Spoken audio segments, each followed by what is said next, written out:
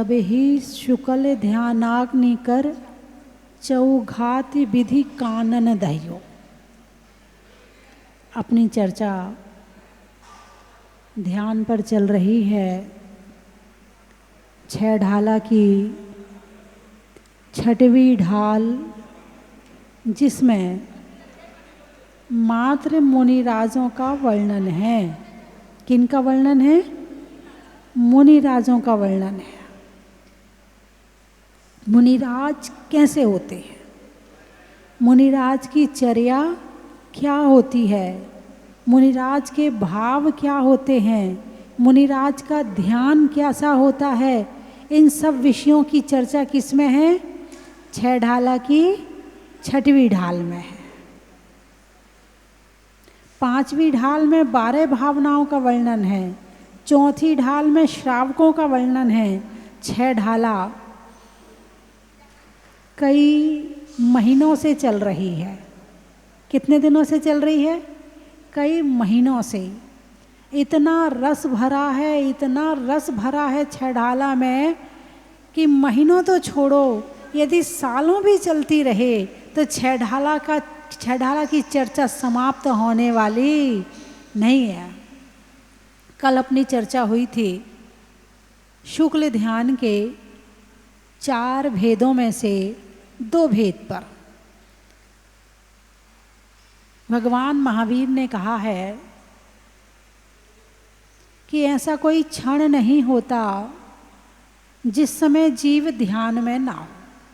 अच्छा, मुझे ये बताओ, थोड़ा बेस बढ़ाना इसका, बेस बढ़ाना, बेस।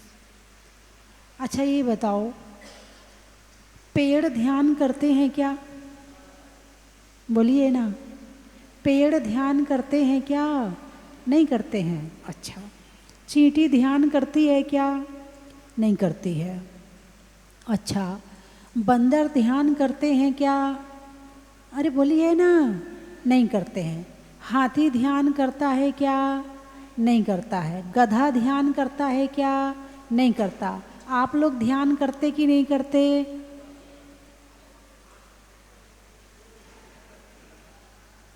अब डाउट में है, अब क्या उत्तर दें ये समझ में नहीं आ रहा। बताइए, आप लोग ध्यान करते कि नहीं करते हैं? कुछ लोग तो देख रहे, माता जी आप ही बता दो। तुम्हारी कहानी मैं क्यों बताऊं? तुम खुद भी तो जानो तुम क्या हो, तुम्हारे भाव क्या हैं, तुम ध्यान करते हो कि नहीं करते हो। चलो कोई बात नहीं, बता देती हूँ। कहो तो बता देती हूँ। बोलिए, बता दो। ठीक है। भगवान महावीर ने ध्यान के 4 भेद बताए हैं। कितने भेद? कल भी बताया था मैंने, आज फिर सुन लो, क्योंकि प्राय भूल जाते हैं। ध्यान के 4 भेद बताए हैं। आर्त ध्यान, रौद्र ध्यान, धर्म ध्यान, शुक्ल ध्यान। ठीक है। आर्त ध्यान, इष्ट वियोग, अनिष्ट संयोग, पीड़ा चिंतन, निदान बंध। कोई चला गया उसकी टेंशन, कोई रह रहा है उसकी टेंशन, बीमारी हो गई उसकी टेंशन, मैं ऐसा बन जाऊं उसकी टेंशन। ये आर्त ध्यान है और ये त्रयंच गति का कारण है। दूसरा है रौद्र ध्यान, हिंसानंदी, हिंसा करके आनंद मनाना, मृषानंदी, झूठ बोल करके आनंद मनाना, चौर्यानंदी, चोरी करके आनंद मनाना, और परिग्रहानंदी, परिग्रह को इकट्ठा करके आनंद मनाना। ये साक्षात नरक का कारण है। ठीक है। ये भी ध्यान है। आप सीरियल देख रहे हैं ना, उसमें भी ध्यान की जरूरत है। हाँ, आप प्रवचन सुन रहे हो, उसमें भी ध्यान की जरूरत है। आप बच्चे को खिला रहे हो, उसमें भी ध्यान की जरूरत है। आप किसी की निंदा कर रहे हो, बिना ध्यान के निंदा भी नहीं होती। लेकिन हाँ, ध्यान 2 तरह का, शुभ और अशुभ। अशुभ के 2 भेद, आर्त ध्यान, रौद्र ध्यान। शुभ के 2 भेद, धर्म ध्यान और शुक्ल ध्यान। आया ना समझ में? अब बताओ, आप लोग ध्यान करते हो कि नहीं करते हो? करते हो ना? अब बताओ, पेड़ ध्यान करते कि नहीं करते? बोलिए ना। अब आप कहोगे माता जी उनके पास मन तो है नहीं, तो वो ध्यान कैसे करेंगे? तो ध्यान मन से नहीं, भाव से किया जाता है।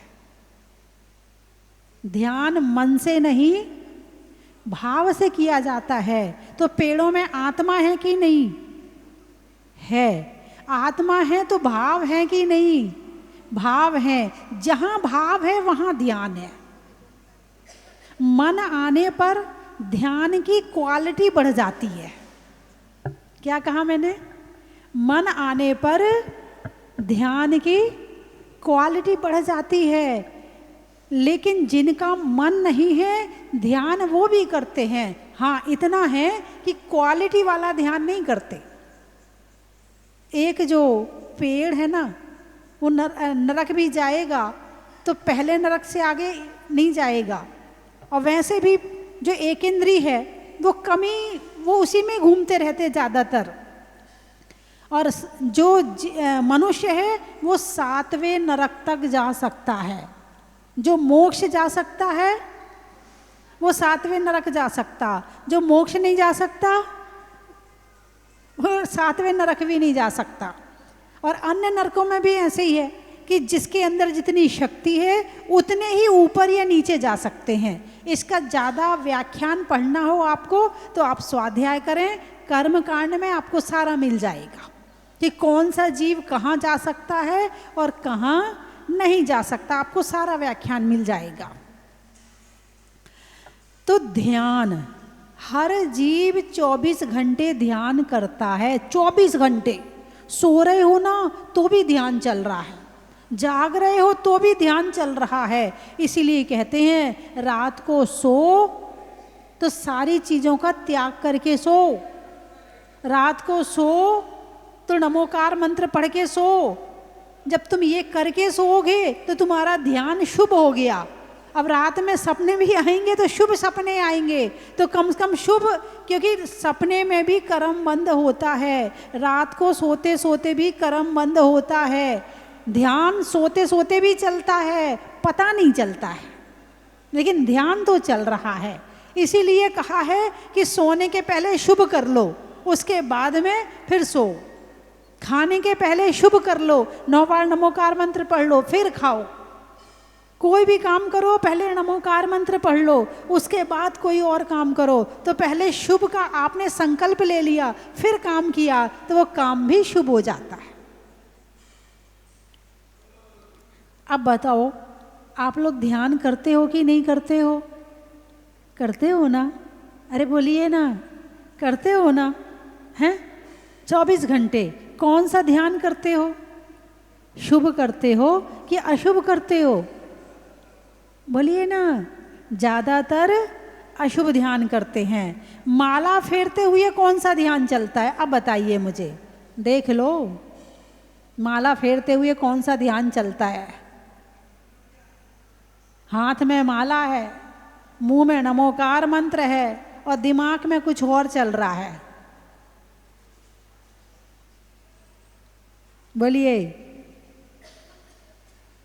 ध्यान कौन सा होगा? शुभ कि अशुभ? माला फेरते हुए शुभ का बंद होगा कि अशुभ का बंद होगा? 5% शरीर का, 5% वचन का और 90% भाव का। काया का शुभ योग है, वचन का शुभ योग है, लेकिन मन का अशुभ योग है। मन का अशुभ योग है तो 90% मिलेगा वचन मन का, 5% मिलेगा वचन का और 5% मिलेगा काया का। बात समझ में आ गई कि नहीं? निर्णय कर दिया मैंने। इसलिए माला फेरो तो ध्यान से फेरना। अब ये ध्यान कहाँ पर है? ज्ञान और ध्यान दोनों अलग चीज हैं। आपको नमोकार मंत्र का ज्ञान तो है, मगर नमोकार मंत्र का ध्यान नहीं है।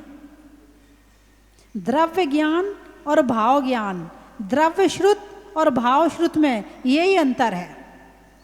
आपको नमोकार मंत्र का ज्ञान है, नमोकार मंत्र पढ़ते हो, अरिहंत सिद्ध आचार्य उपाध्याय परमेष्ठी को जानते हो, लेकिन जब माला फेरने बैठते हो तो मन भटकता रहता है। तो कौन सी माला चल रही, भाव माला या द्रव्य माला? बोलिए ना, द्रव्य माला चल रही है। तो द्रव्य श्रुत और भाव श्रुत दोनों अलग अलग हैं। जैसे रसगुल्ले की जानकारी लेना और रसगुल्ला खाने का स्वाद लेना, दोनों में अंतर है। ऐसे ही नमोकार मंत्र पढ़ना और नमोकार मंत्र ध्यान से पढ़ना, दोनों में अंतर है।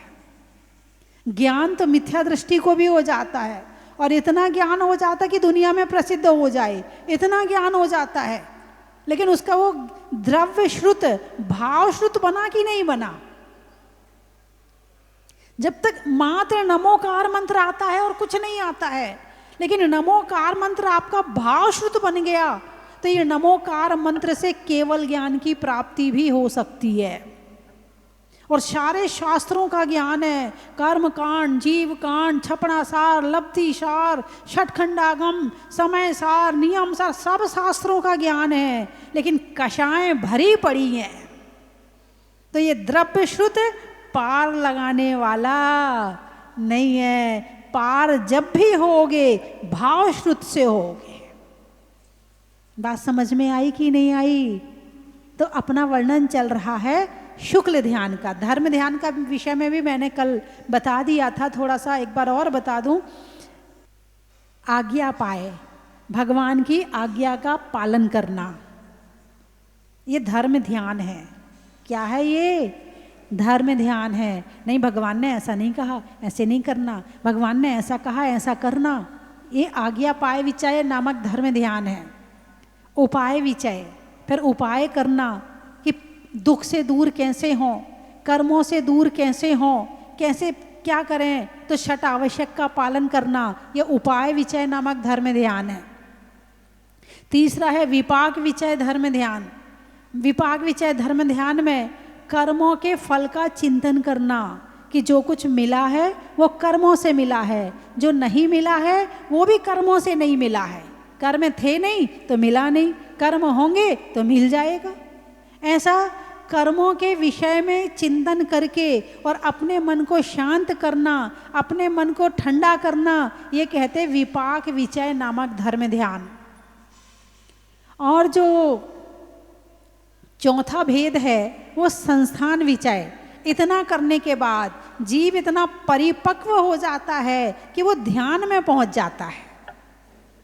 तो पिंडस्थ ध्यान, पदस्थ ध्यान, रूपस्थ ध्यान और रूपातीत ध्यान। और जैसे ही रूपातीत में पहुंचते हैं और ध्यान में एकाग्रता बनती है तो शुक्ल ध्यान प्रारंभ हो जाता है। क्या प्रारंभ हो जाता है? यदि धर्म ध्यान ही अच्छे से कर लिया जाए तो रिद्धि सिद्धियां तुम्हारे आसपास में आके कहेंगी हाथ जोड़ के, हमें ग्रहण करो। आपकी विशुद्धि, आपका त्याग, आपका तप, आपका संयम, आपकी निर्जरा इतनी अधिक हो चुकी है, अब हम आपके साथ रहना चाहते हैं। कौन? रिद्धि सिद्धि। जानते हो रिद्धि सिद्धि? जानते हो? हैं? सिद्धि का मतलब कोई देवता आदि, और रिद्धि का मतलब शरीर में अपने आप ही प्रकट होती 64 रिद्धियाँ। नाम सुना होगा ना? तो 64 रिद्धियाँ। जैसे जैसे ध्यान की क्वालिटी बढ़ती है, जैसे जैसे ज्ञान ध्यान बनता है। क्या कहा मैंने? 12 भावना आती कि नहीं आती? आती है ना? याद है कि नहीं है? कहाँ पर याद है? यहाँ याद है। आत्मा में उतरी कि नहीं उतरी 12 भावना? याद करने को तो तुम्हारा मोबाइल भी सुना देगा। एक छोटे बच्चे से कहा बेटा 12 भावना बोल, वो उसने 12 भावना सुना दी। 12 भावना तुमने मोबाइल से कहा 12 भावना, तो उसने भी सुना दी। हाँ या ना? अरे बोलिए ना, ऐसा करते कि नहीं करते हैं?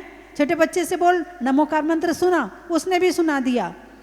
और फिर मोबाइल में कहो नमोकार मंत्र, तो फटाफट निकल के आ जाएगा नमोकार मंत्र, वो भी सुना देगा। तो उस बच्चे के सुनाने में, उस मोबाइल के सुनाने में अभी कोई अंतर नहीं है, क्योंकि बच्चे का द्रव्य श्रुत है और वो मोबाइल में भी द्रव्य श्रुत है।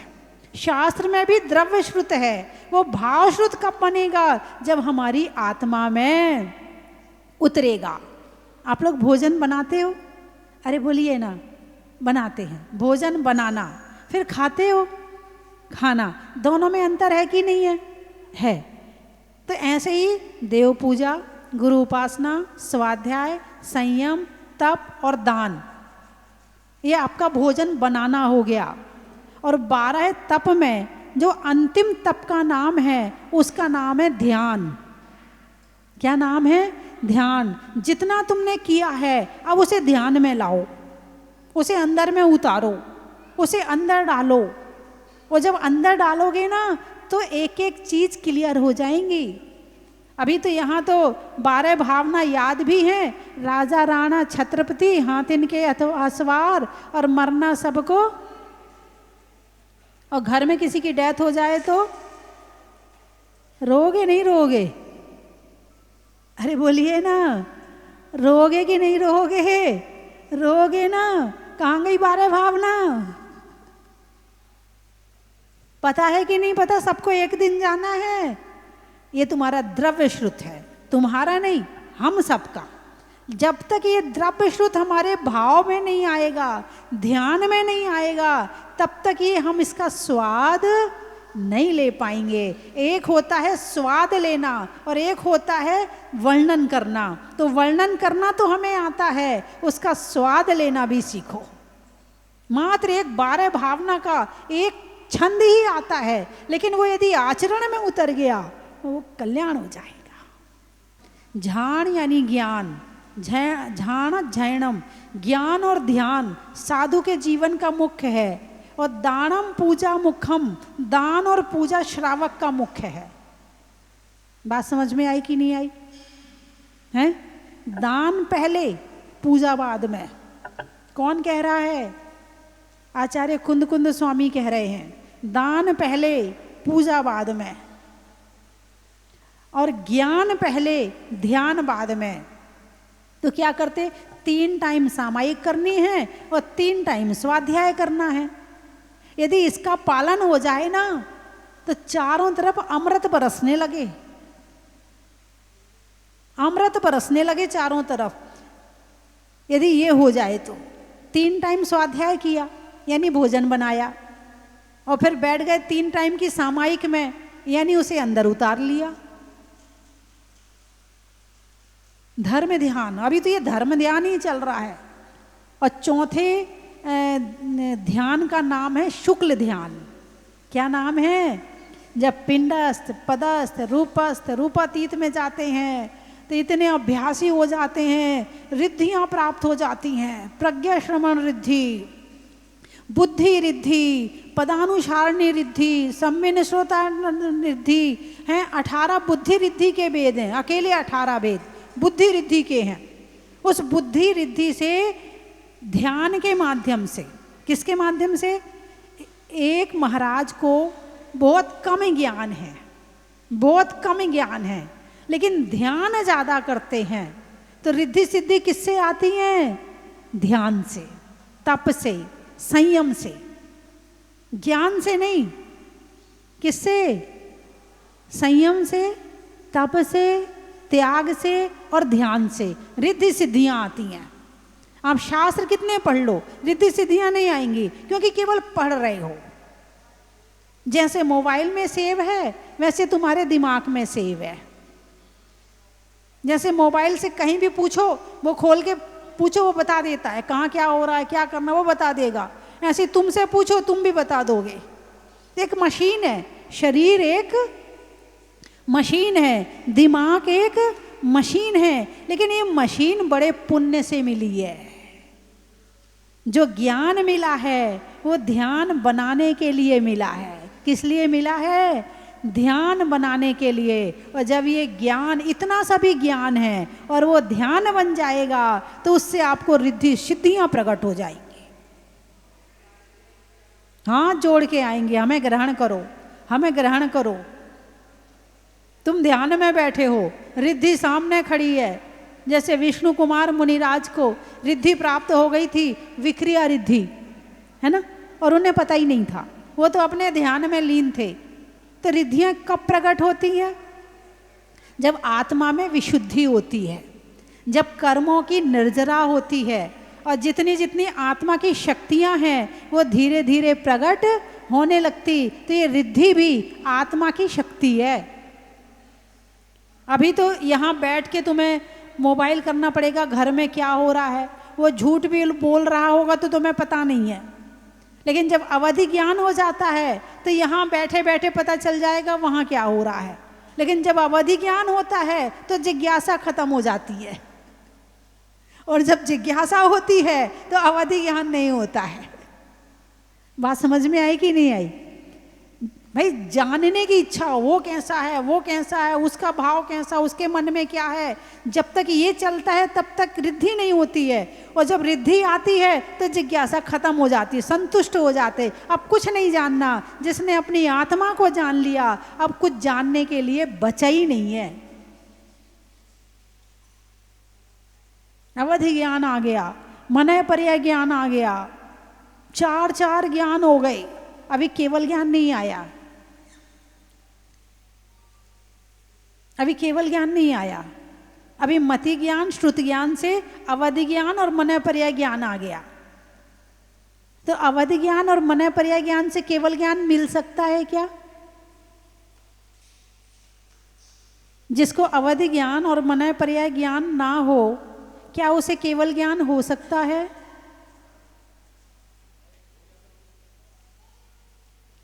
हो जाता होगा, अभी आप तुक्का लगा रहे हो जाता होगा, अभी आप पक्का नहीं कह रहे हो, है ना।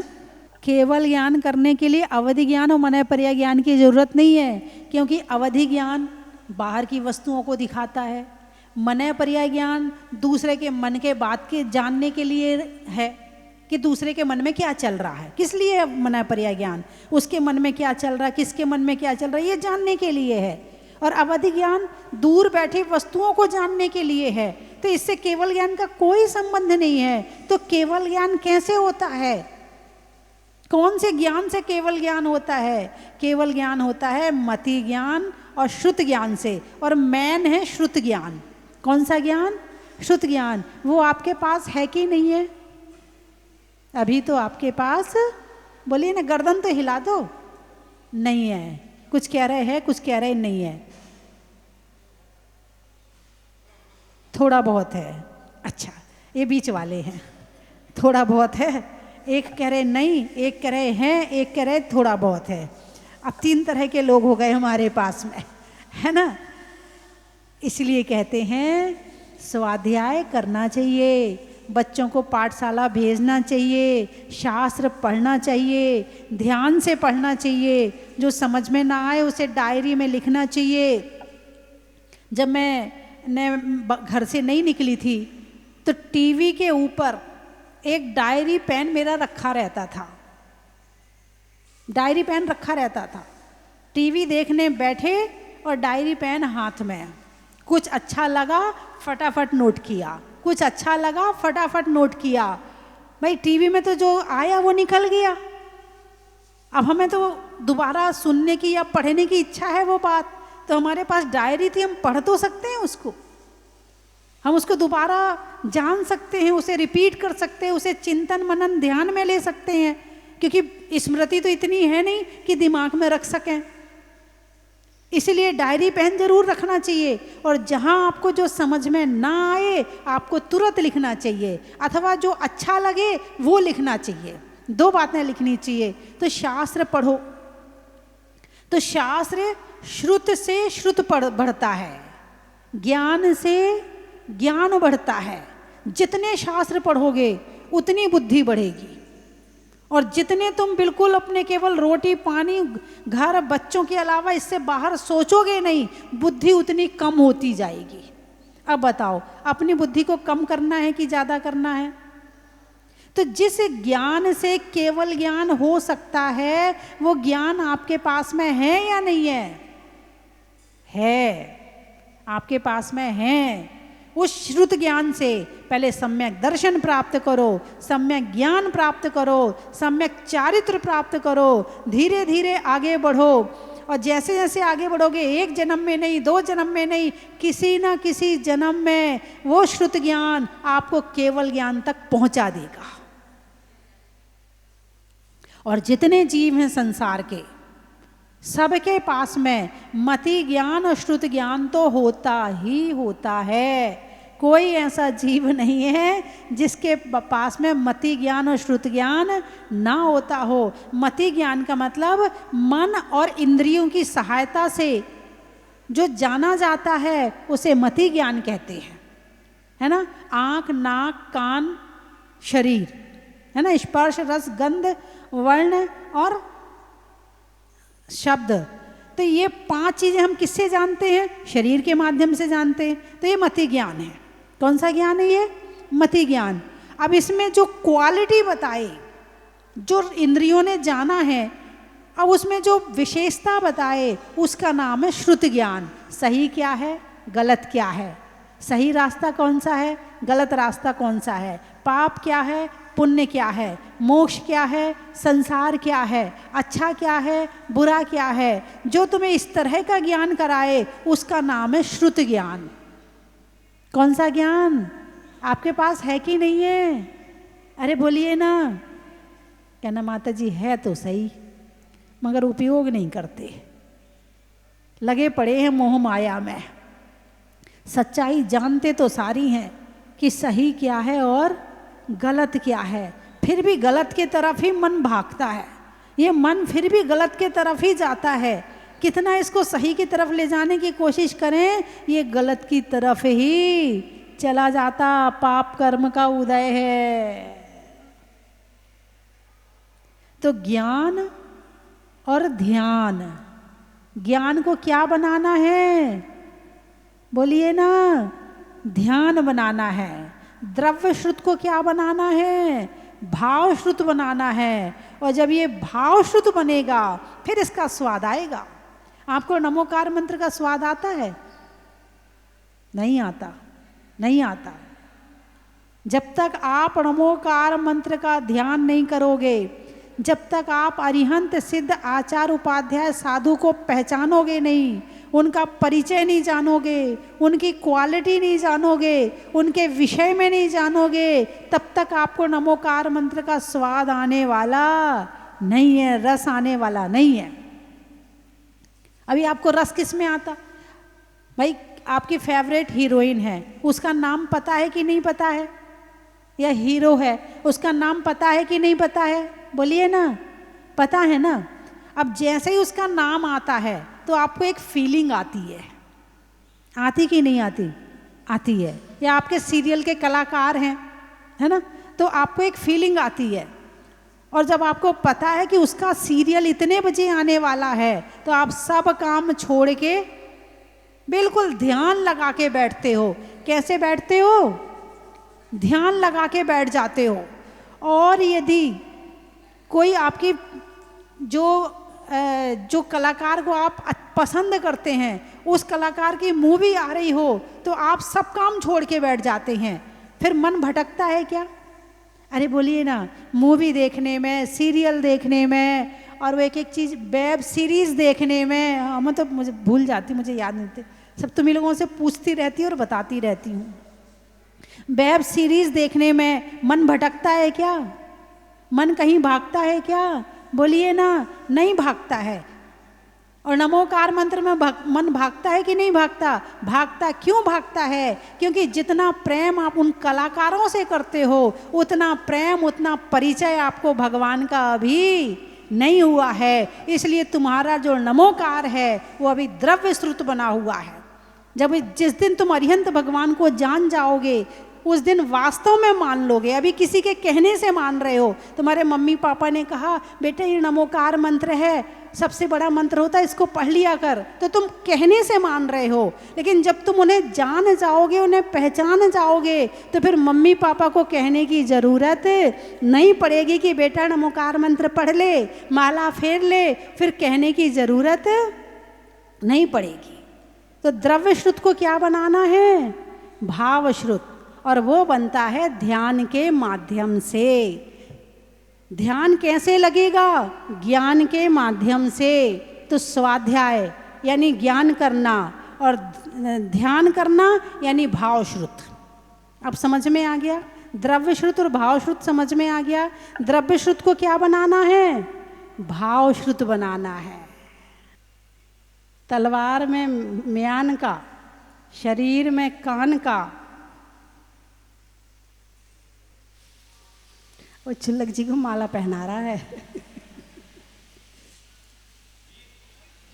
तलवार में म्यान का, करने में ज्ञान का और जीवन में ध्यान का। बड़ा ही महत्व है। लिखने में खत का, मकान की छत का और द्रव्य श्रुत को बनाने में भाव श्रुत का। बड़ा ही महत्व है। हिंदी में मात्रा का, स्कूल में छात्रा का, आज आपकी जहाजपुर की यात्रा का। बड़ा ही महत्व है। पीने में पानी का, रिश्तों में नानी का और आने वालों में सिवनी का।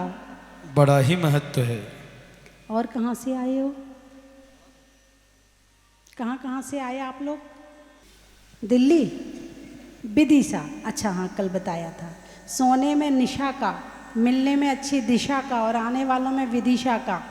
बड़ा ही महत्व है। सतियों में अनंग सरा का, जीवन में जरा का और आने वालों में आगरा का। बड़ा ही महत्व है। और कहाँ से आए? मंदसौर। अच्छा, जंगल में मोर का, बच्चों के शोर का और आने वालों में मंदसौर का। बड़ा ही महत्व है। गोवर्धन नगर, पानी में मगर का, चलने में डगर का और आने वालों में जयपुर गोवर्धन नगर का। बड़ा ही महत्व है। बातों में आगर मगर का, चलने में डगर का और आने वालों में जयपुर प्रताप नगर का। बड़ा ही महत्व है। लिखने में खत का, मकान की छत का और आने वालों में पूरे भारत का। बड़ा ही महत्व है। बोलिए 24वें भगवान की जय। जय जिनेंद्र बंधुओं, मैं आपको सादर आमंत्रित कर रहा हूं आने वाली 23 अगस्त को। एक विशेष संयोग है शनिवार और अमावस्या का।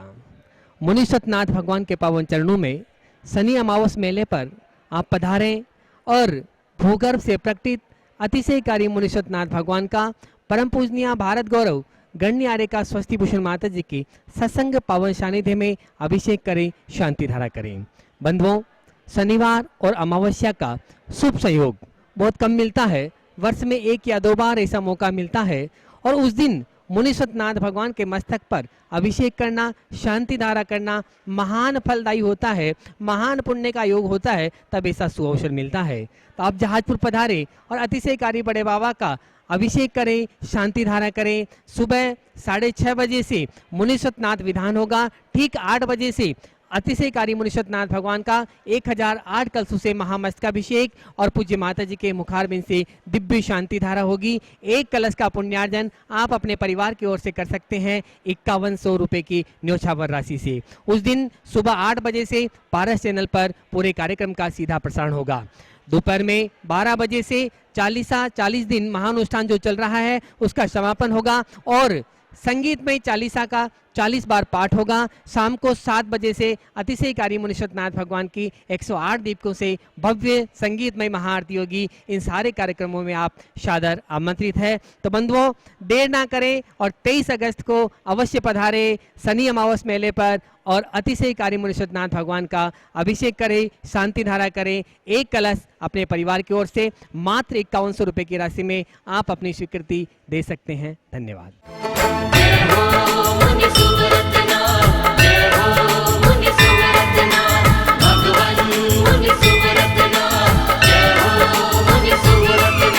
स्वस्ति धाम में श्री मुनि सुव्रतनाथ ने अतिशय दिखाया है। स्वस्ति धाम में श्री मुनि सुव्रतनाथ ने अतिशय दिखाया है। राजस्थान के जहाजपुर में अनुपम जहाज आया है। जय हो मुनि सुव्रतनाथ, जय हो मुनि सुव्रतनाथ, भगवान मुनि सुव्रतनाथ, जय हो मुनि सुव्रतनाथ। स्वस्ति भूषण माता जी ने ही सब मार्ग बताया है। पुण्योदय से ही सबने मुनि सुव्रतनाथ को पाया है। जय हो मुनि सुव्रतनाथ, जय हो मुनि सुव्रतनाथ, कंचन की थाल को सजाओ रे आज, रत्नों की थाल को भर लाओ रे आज। आओ आओ करे रे गुणगान आरती भगवन की, आओ आओ करे गुणगान आरती भगवन की। आओ आओ करे रे गुणगान आरती भगवन की।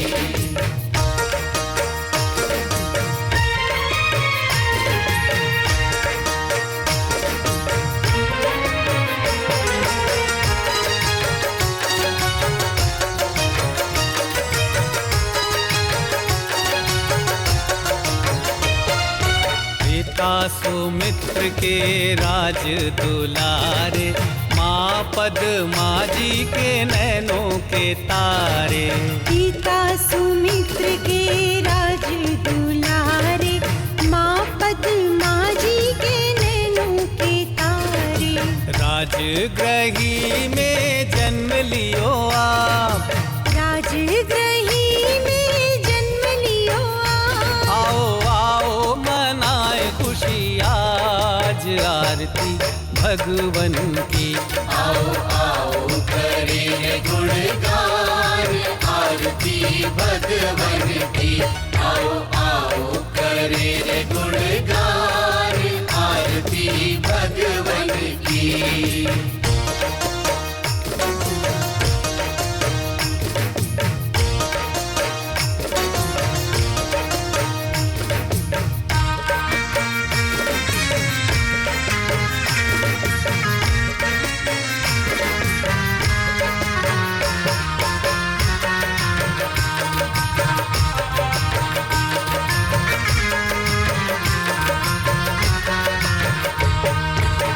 कपूर बाती से ज्योति को जला के प्रभुवर के चरणों